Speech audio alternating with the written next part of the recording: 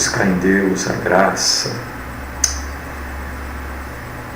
suplicar da misericórdia do Senhor. É isso que nós fazemos. Senhor, nós estamos buscando da sua graça.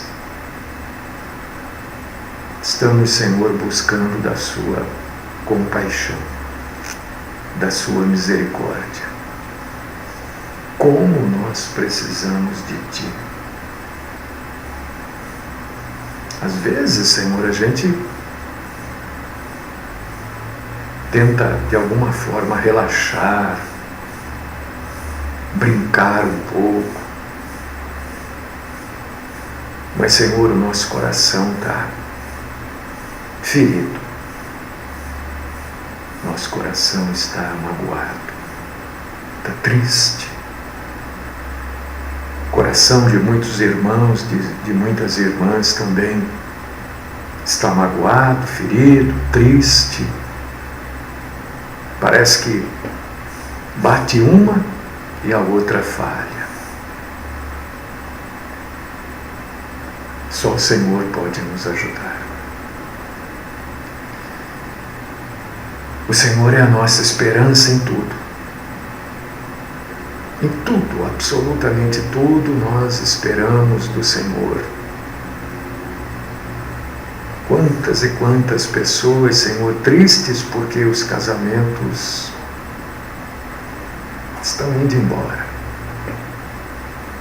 Parece que o casamento vai escapando assim por entre os dedos. Quantas pessoas estão tristes porque os relacionamentos escoam por entre os dedos. Quantos descobrem que os filhos não eram aquilo que os pais imaginavam, ou aquilo que os pais ensinaram para que eles fossem. Quanta tristeza!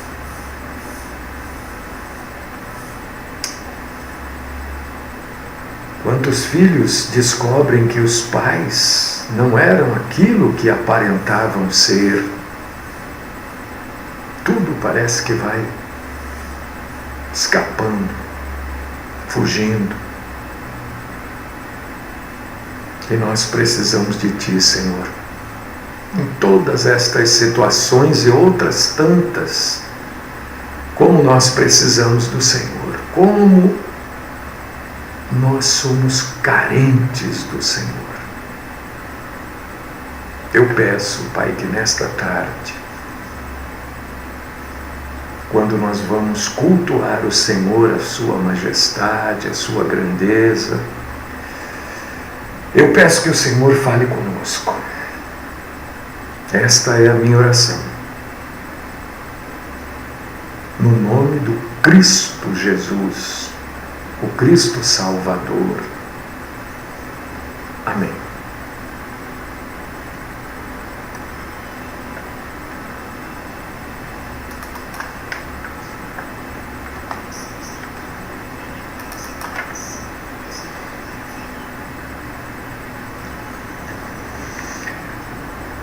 Amados irmãos, amadas irmãs, queridos e queridas em Cristo Jesus,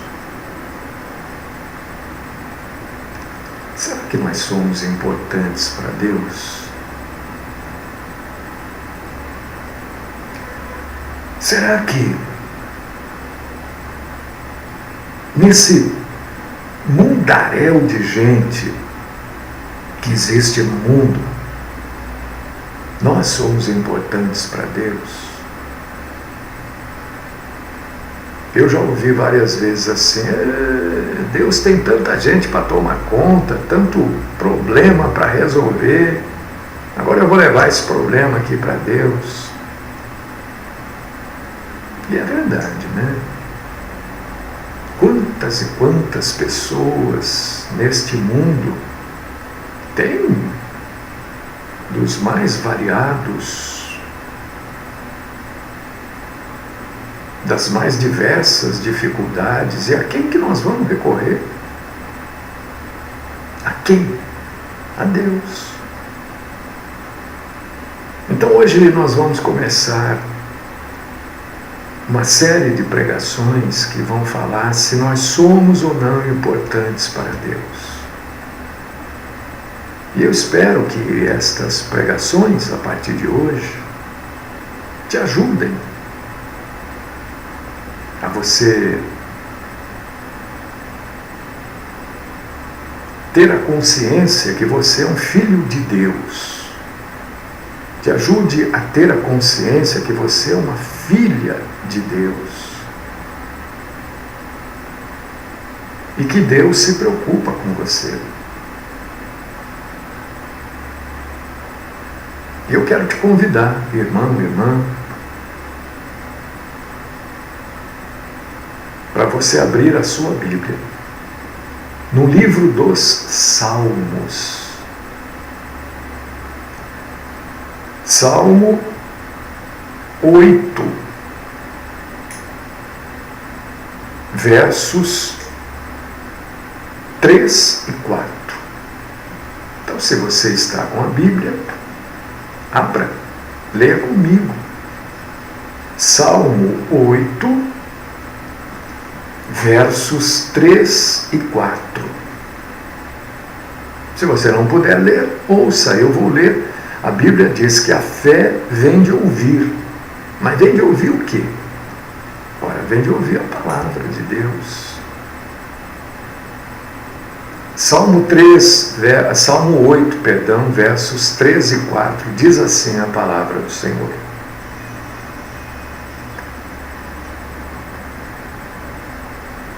Quando contemplo os teus céus, obra dos teus dedos, e a lua, e as estrelas que estabelecestes, que é o homem que dele te lembres? E o filho do homem que o visites?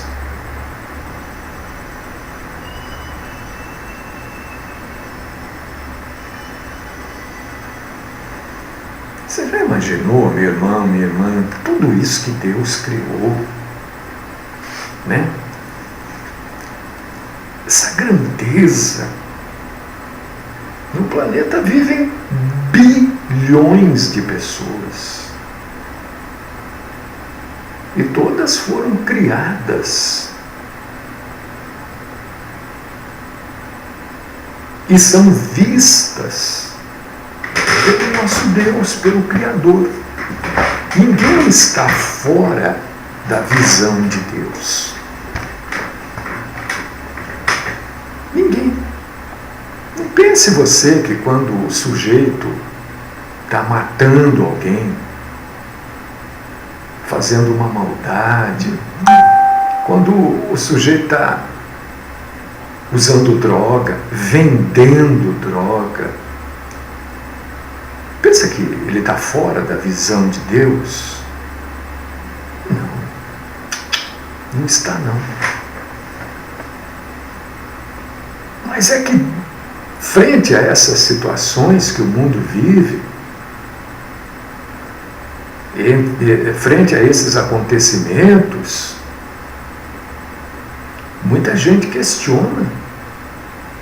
Será que nós temos alguma importância para Deus? Será que a raça humana ainda faz com que Deus se importe com ela?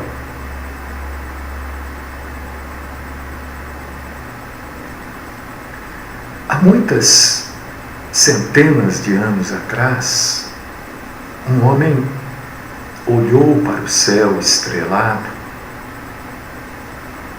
E quando ele olhou para o céu, ele viu tudo aquilo.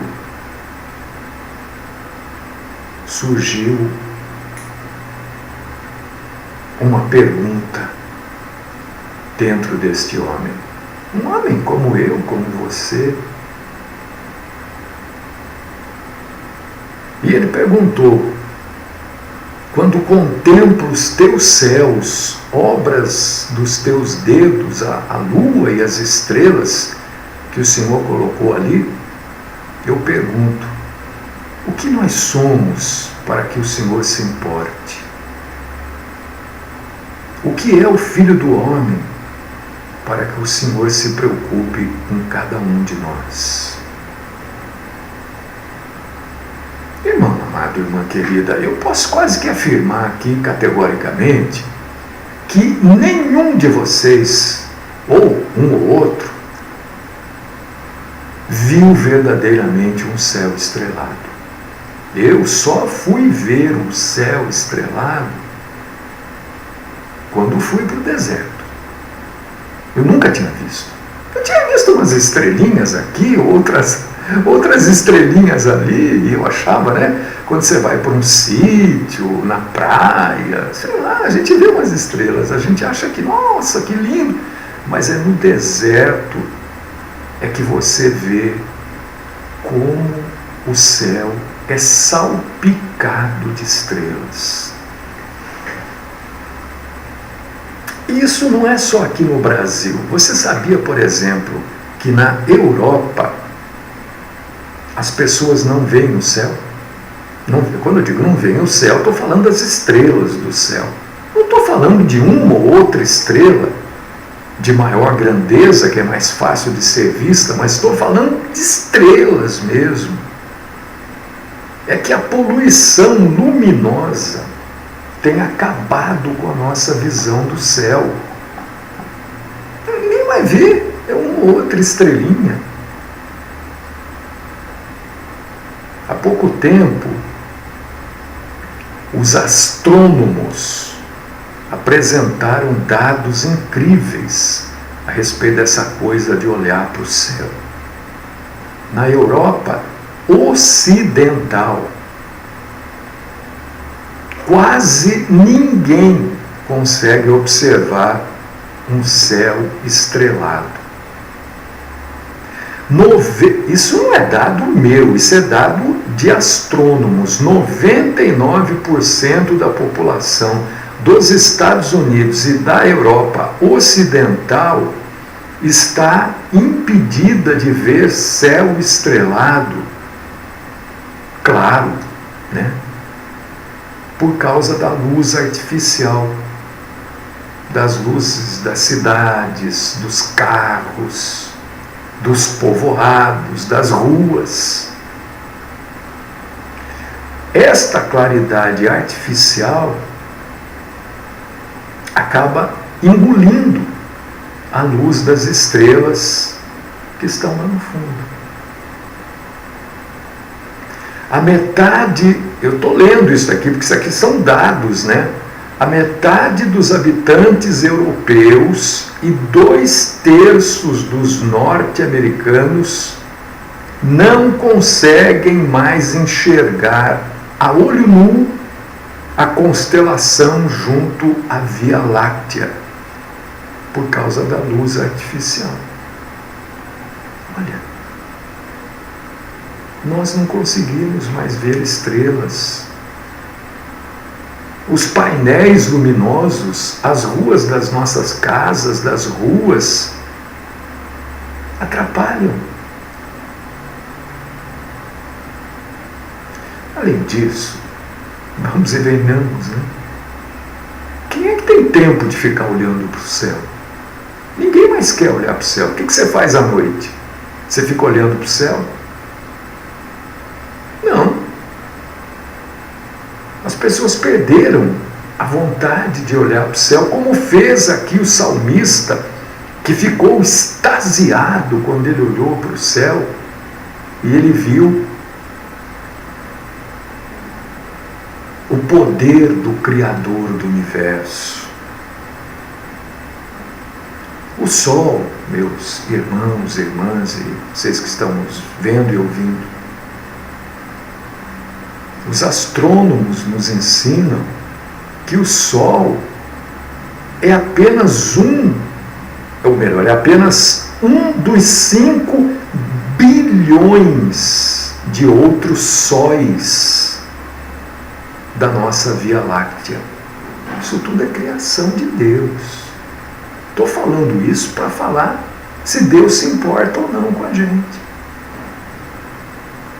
O Sol, esse Sol que nos aquece, que nos ilumina, é um dos 5 bilhões de sóis da nossa Via Láctea. Cada estrela, na verdade, é um Sol.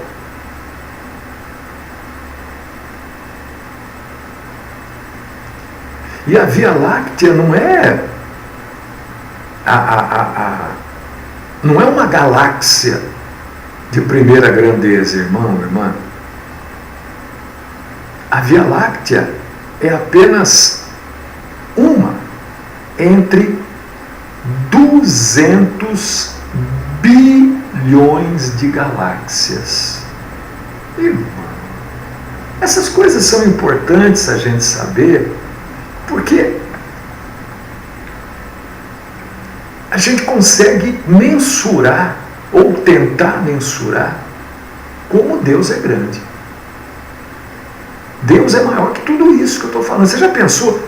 200 bilhões de galáxias. Deus é maior que tudo isso.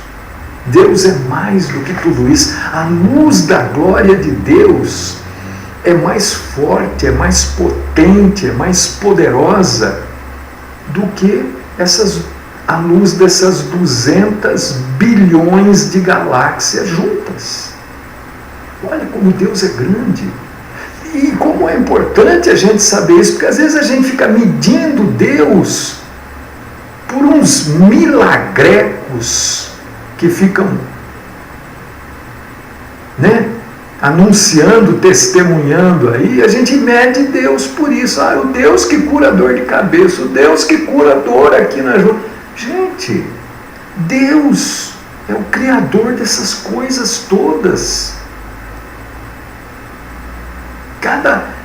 Cada uma desses 200 bilhões de galáxias, cada uma destas galáxias estão repletas de estrelas. Olha, a gente não consegue imaginar. Não existe número para a gente dar para isso.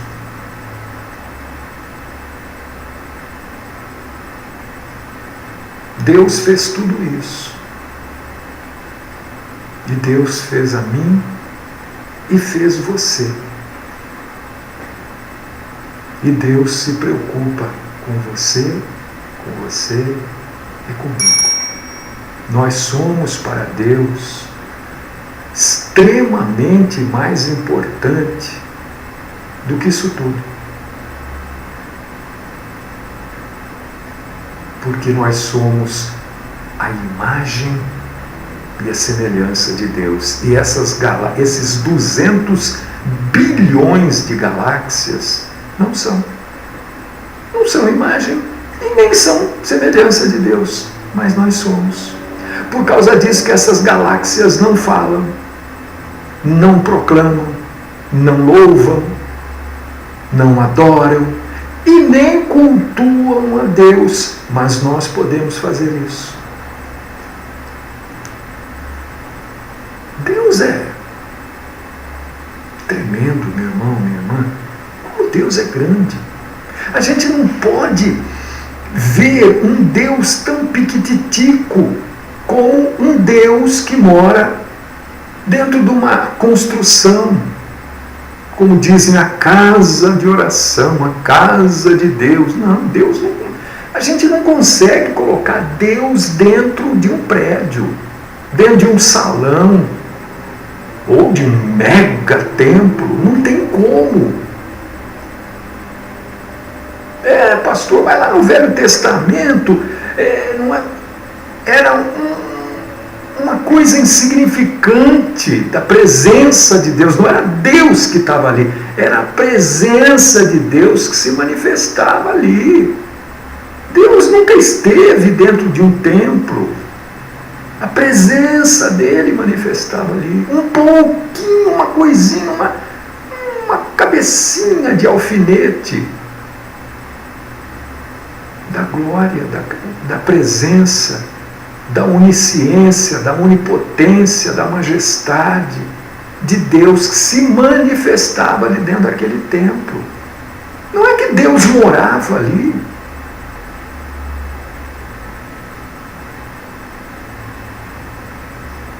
Olha como nós somos importantes. Olha como cada ser humano é importante para Deus. E nós, no ano de 2013, segundo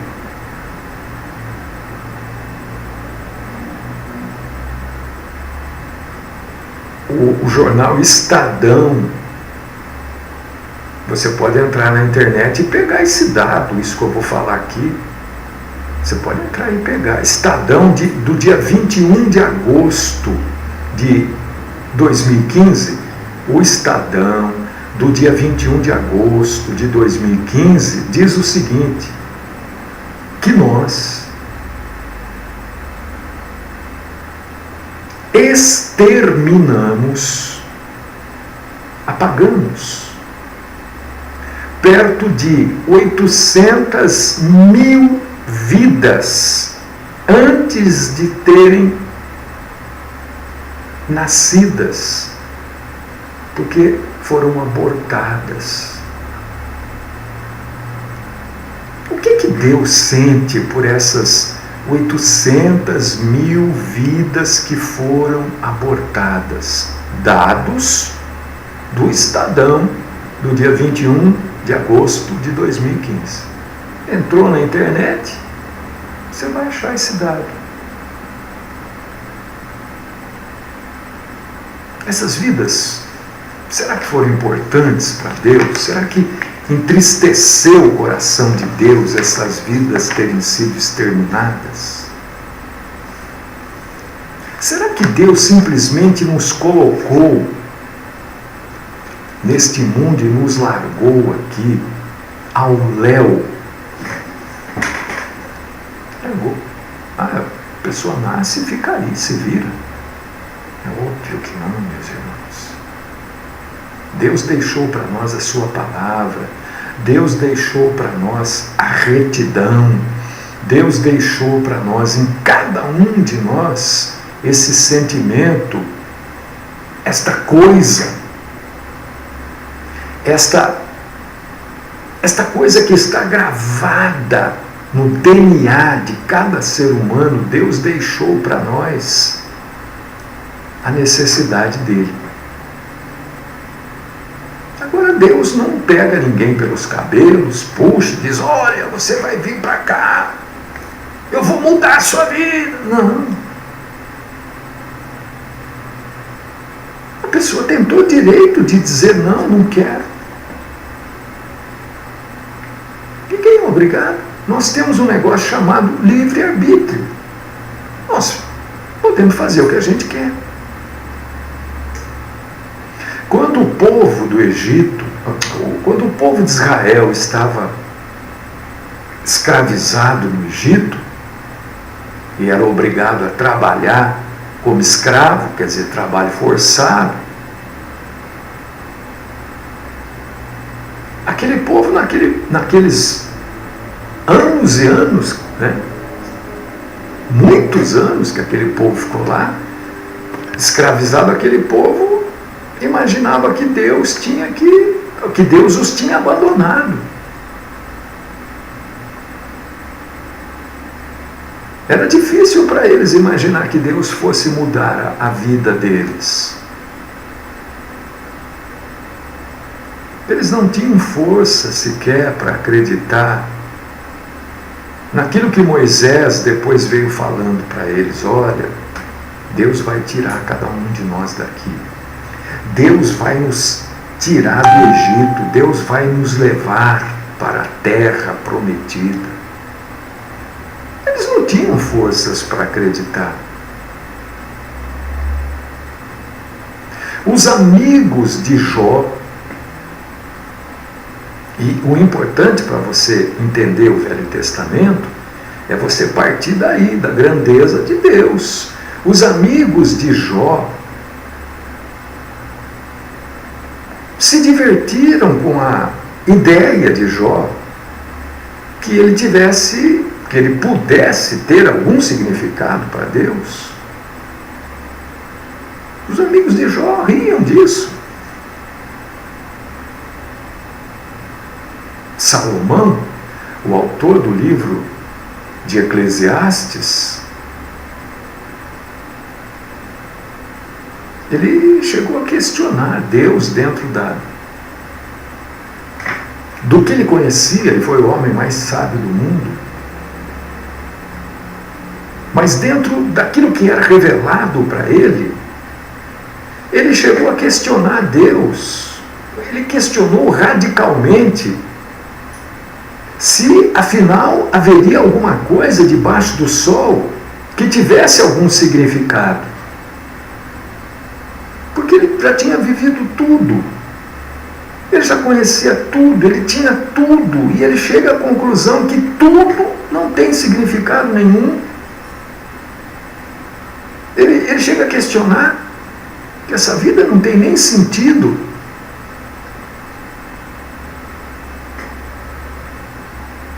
Será que a minha vida tem algum significado? Porque se Deus faz o que Ele quer, a minha vida de fé tem algum significado. Mas, de uma hora para outra, e eu estou passando por isso, viu, meus irmãos?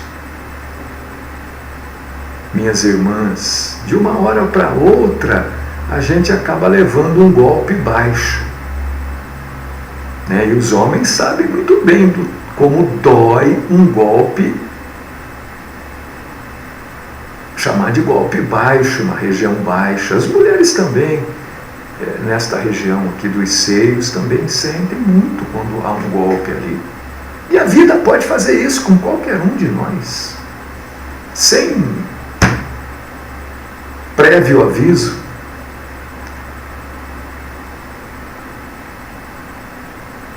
Quando a gente se sente deprimido, desanimado, desesperado, Deus nos dá alguma resposta para isso?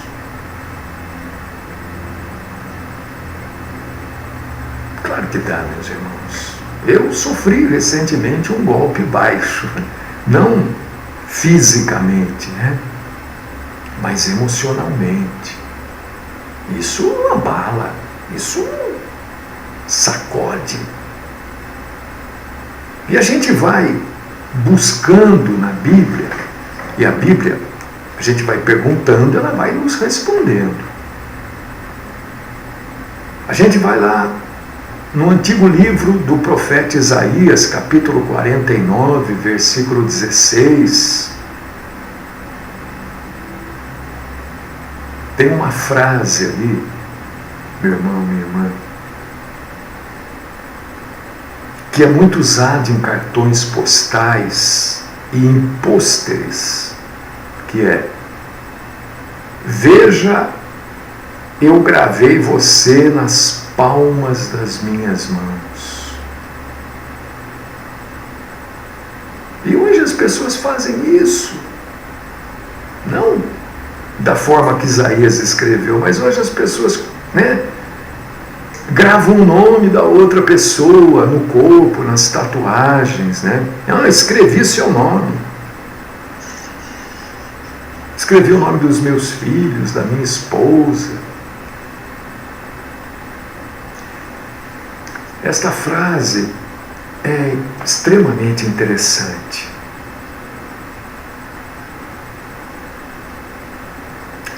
Mas nós só vamos entender verdadeiramente esta frase que você encontra aí em Isaías 49:16, quando a gente compreende, nós só entendemos essa frase e não esse significado leviano dela, da tatuagem, escrever o nome, nada disso. Nós só vamos entender esta frase quando a gente compreender para quem Deus disse essa frase e em que situação se encontravam essas pessoas. Deus falou essa frase, né? Veja, eu gravei você nas palmas das minhas mãos. Para quem Deus se dirigiu? Se Ele usa você. E eu falei agora de pessoas. Ele falou isso para Israel. Essas frases foram para o povo de Israel, quando o povo de Israel estava no seu pior estado, na pior depressão que Israel passou. Deus falou: olha, vocês estão gravados, você, Israel, você está gravado na palma das minhas mãos. Deus fala essa frase quando a terra prometida, a terra de Canaã, estava destruída.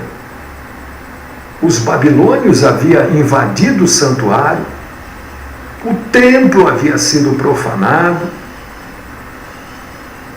a capital arrasada e a terra toda incendiada.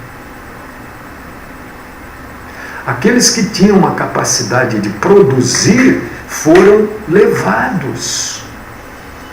E foram levados acorrentados para a Babilônia. Era o período do cativeiro babilônico. Você vê que Israel não ficou só uma vez cativo. Ficou várias. E aqui já é o cativeiro babilônico. No Salmo 137, querido irmão, querida irmã, o Salmo 137, eu sempre digo, olha, quando você for ler o livro de Salmos, tome cuidado, porque às vezes o salmista é ele falando, às vezes é Deus falando no Salmo. E o Salmo 137 descreve o sentimento das pessoas que estavam no cativeiro babilônico. Junto aos rios da Babilônia, nós nos sentamos e choramos. É o que diz o verso de número 1 do Salmo 137.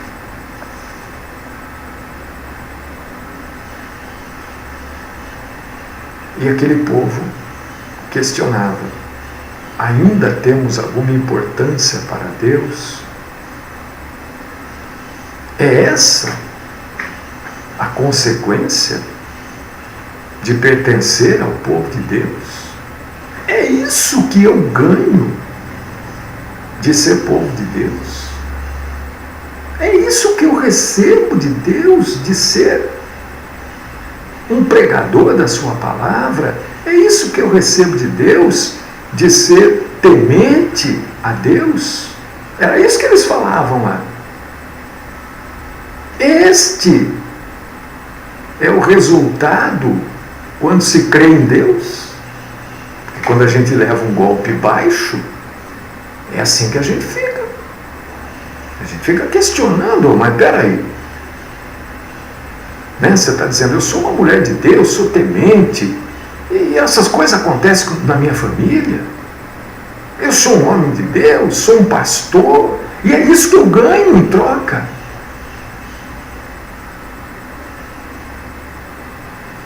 Em todos os séculos da história da igreja, as pessoas sempre estiveram à frente dessa questão. Sempre surgiu no coração de pessoas esta questão. Seja lá atrás,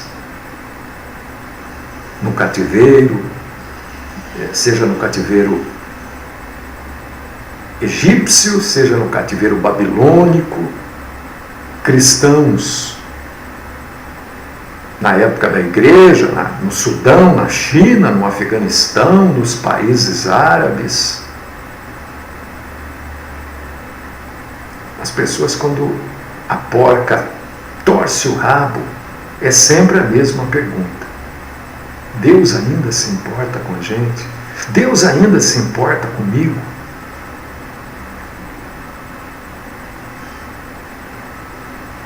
Sempre que nós sofremos uma pressão,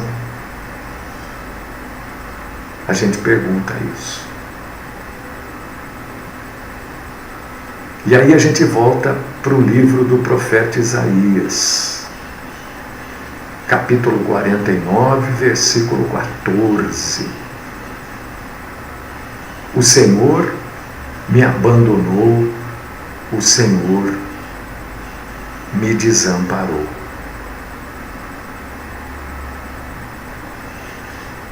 Acabou o meu relacionamento com Deus?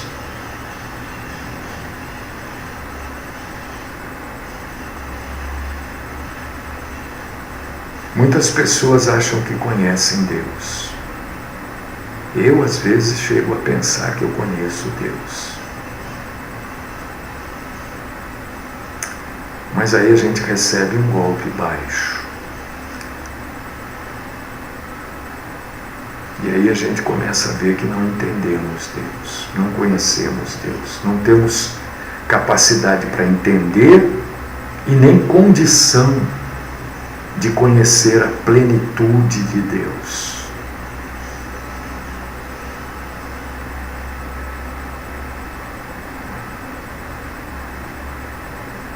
Mesmo o profeta Isaías, capítulo 49 ainda, no versículo 15, na parte A, está escrito assim: Deus faz uma pergunta, uma pergunta retórica, baseada na criação. O Senhor pergunta assim, Isaías, capítulo 49, versículo 15, na primeira parte, a parte A, está escrito assim: haverá uma mãe que possa esquecer o seu bebê? Uma mulher consegue? Algum dia da sua vida esquecer alguém nascido dela, de dentro dela? Pode-se rejeitar um filho, expulsar de casa, romper contato com ele? Sim, claro, tudo isso é possível, tudo isso pode acontecer. A gente toda hora vê aí mães que abandonam os seus filhos recém-nascidos, jogam na lata do lixo, tudo isso pode acontecer.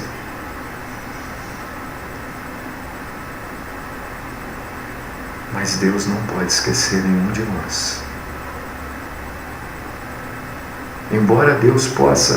Embora uma mãe, um pai possa esquecer até um filho, Deus diz: eu não esquecerei de vocês, porque eu gravei vocês, eu gravei você na palma das minhas mãos. Seus muros estão sempre diante de mim. Isaías 49, versículo 15b e 16a. Deus não quer esquecer os seus filhos. Deus não quer nos esquecer. Nós é que muitas vezes nos esquecemos do nosso Pai. Nos esquecemos de agradecer. Nos esquecemos de buscar o perdão. Nos esquecemos que estamos escritos na palma da mão de Deus. Isso não é acaso. Isso é pela vontade de Deus. Não é porque nenhum de nós é bonzinho ou merecedor, não. Deus grava na palma das mãos dele aqueles que nele creem, confiam e obedecem. As nossas vidas, meus irmãos e irmãs, estão nas palmas. Vamos simplificar, as nossas vidas estão nas mãos do nosso Senhor e Deus. E as nossas vidas estando literalmente nas mãos do nosso Senhor e Deus, isso é uma expressão da graça de Deus. Não é toda a graça de Deus, mas é uma cabecinha de alfinete da graça de Deus.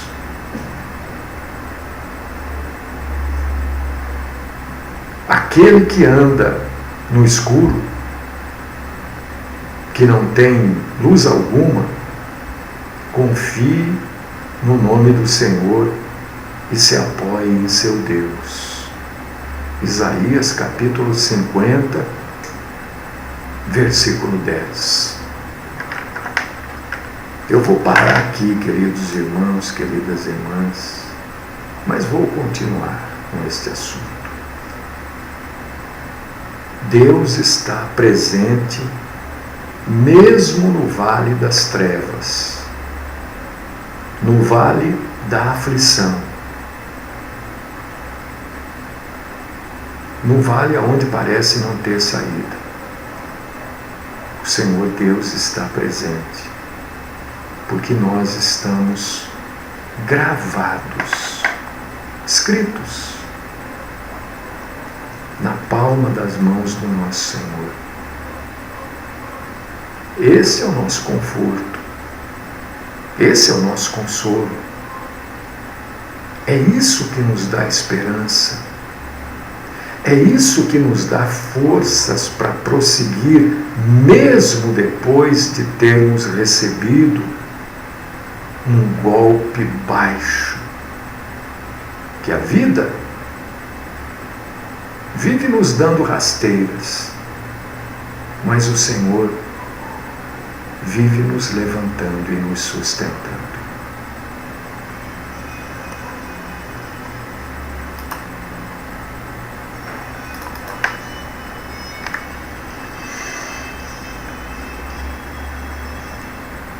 Querido Deus, amado Pai, eu quero buscar o perdão do Senhor, ó Pai, por todas as vezes que a fraqueza tem invadido os nossos corações. E a fraqueza é tão grande, Senhor, que nós nos esquecemos da majestade do Deus a quem nós servimos. Graças eu te dou, Senhor, porque hoje o Senhor nos esclareceu que cada um de nós está escrito aqui, na palma das suas mãos. O Senhor não nos esquece. Todas as estrelas do céu, os 200 bilhões de galáxias, com zilhões de estrelas, não são mais importantes do que cada um de nós. Porque uma estrela não precisa de salvação. Uma estrela não precisa de perdão. Não foi pelas estrelas que Jesus morreu na cruz. Graças eu te dou, Senhor, por tudo isso que o Senhor nos falou hoje, por tudo que o Senhor nos ensinou. Continua, Pai, continua nos ensinando, nós queremos aprender. Esta é a minha oração, de louvor e de gratidão, no nome do nosso Senhor Jesus Cristo.